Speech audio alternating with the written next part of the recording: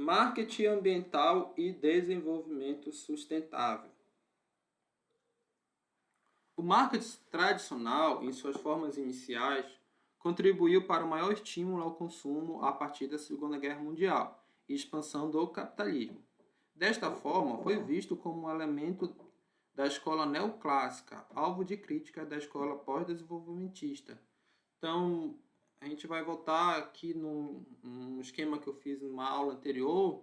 Logo na primeira aula dessa disciplina, vou deixar também aqui no card, que a gente falava da origem do desenvolvimento sustentável. A gente falava que desenvolvimento é um termo que surge primeiro do que sustentável. Então, tem suas origens lá no progresso iluminista do século XIX, e aí se utilizava, aí deu origem primeiramente à escola neoclássica de desenvolvimento no pós-guerra, após a Segunda Guerra Mundial, que usava o PIB como sinônimo de desenvolvimento da sociedade. Então, os países mais desenvolvidos são aqueles que tinham o maior PIB, o PIB per capita. E aqui essa é a escola que vai ter esse foco na produtividade, que vai surgir o marketing tradicional. É a partir dessa escola, né? Se a gente migrar da economia para a administração. Porque o marketing tradicional ele tem um foco estritamente no aumento das vendas e, em última instância, da produtividade para atender um mercado consumidor cada vez mais estimulado. O marketing estimula o consumo e o consumo estimula a produtividade. Só que toda essa questão de aumento da produtividade, do consumo, vai ser bastante criticada ali na década de 60, 70, pela chamada escola pós-desenvolvimentista. Você tem publicações importantes como a própria Primavera Silenciosa, da Rachel Carson, e o limite do crescimento do Clube de Roma. Criticava o PIB e o desenvolvimento, e nesse bojo vai entrar também o marketing. Afinal, se o grande problema era o crescimento populacional e o consumo desenfreado do modelo desenvolvimentista, capitalista, o marketing, como estímulo a esse consumo, é também uma das raízes do problema de desenvolvimento. E aí a sustentabilidade ela vai surgir na década de 80 como uma resposta a essa escola pós-desenvolvimentista. Ela vai dizer o seguinte, olha, tudo bem, a gente precisa pensar nas questões sociais e ambientais, ou seja, no impacto que esse crescimento econômico está causando em termos de desigualdade, pobreza e degradação ambiental, mas a gente não pode abrir mão do bem-estar proporcionado pelo crescimento da produtividade do PIB e, logicamente, do consumo, porque isso estimula a economia, estimula as empresas a avançar tecnologicamente, por exemplo, criar novos produtos para dar mais comodidade às pessoas de forma geral. Então, e aí é no bojo dessa escola que o marketing tradicional vai se readaptar e aí vai surgir o marketing ambiental. E só para terminar aqui essa explanação, nós temos uma aula que é a segunda aula dessa disciplina que explica dois modelos de desenvolvimento sustentável, a sustentabilidade fraca e a sustentabilidade forte.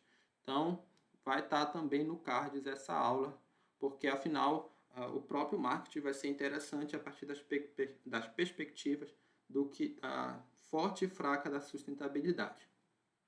Então, se nas discussões sobre o desenvolvimento global o meio ambiente aparece na década de 1960, no marketing ele vai aparecer apenas na década de 80, já naquele contexto do desenvolvimento sustentável. Antes disso, a visão neoclássica do marketing considerava que as questões ambientais não eram relevantes para o cliente. Predominava a ideia da natureza como fonte inesgotável de recursos para as organizações.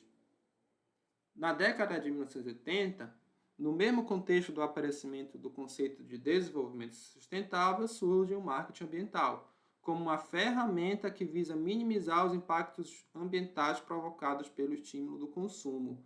Então, a ideia é a mesma. Não é que você vai deixar de consumir, mas você vai buscar um consumo consciente. Então, assim como no desenvolvimento sustentável, não se buscava o fim do crescimento econômico, o fim do crescimento do PIB, como preconizava aqui essa escola pós-desenvolvimentista. E aqui no marketing ambiental não se preconiza o fim do consumo, e sim um estímulo ao consumo mais consciente. O marketing ambiental possui características do marketing social e do marketing comercial. No primeiro caso, a inserção de valores sociais, como preocupação com as gerações futuras, ou mesmo com outras espécies do planeta, se a gente for ir mais longe, numa ideia mais biocêntrica de desenvolvimento social. No segundo caso, você tem a inserção da variável ambiental como um fator de vantagem competitiva, como nós falamos em aulas anteriores também, principalmente na terceira aula, do porquê que a questão ambiental ganha força na gestão empresarial. E aí você tem uma vantagem competitiva das empresas que têm essa diferenciação verde. E o cuidado maior é com a maquiagem ou lavagem verde. Ou seja, a empresa que se pinta de verde, se mostra com verde, mas na prática não é uma empresa poluidora que provoca degradação ambiental. Se usa o termo em inglês greenwash para maquiagem, lavagem verde. Então, empresas que se apropriam indevidamente do discurso ambiental, ela vai mascarar ações que degradam o meio ambiente com programas ambientais de fachada e publicidade. Então, uma empresa que é só capa. Qual é o grande problema do greenwashing? Primeiramente, é um problema ético. Você se dizer que você é uma coisa e você é outra.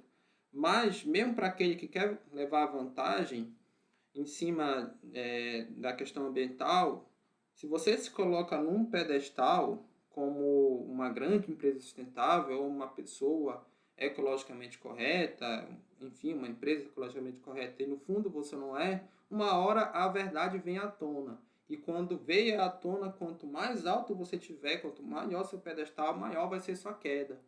Então, não é aconselhável nem do ponto de vista econômico se fazer greenwash, porque não é uma prática que vai se sustentar no longo prazo, principalmente hoje que cada vez se exige mais a transparência das empresas. Então, uma hora vai ser descoberta e aí todo o seu esforço que você fez para fidelizar clientes e, entre outras coisas, para a gestão de marca, vai por água abaixo, porque aqueles clientes vão se sentir enganados por tudo que você tem feito. Então, se você não é uma empresa verde, é melhor você buscar ser do que você fingir ser, porque por conta disso que eu falei. Então, vai aplicando melhorias contínuas ao longo que o mercado for crescendo.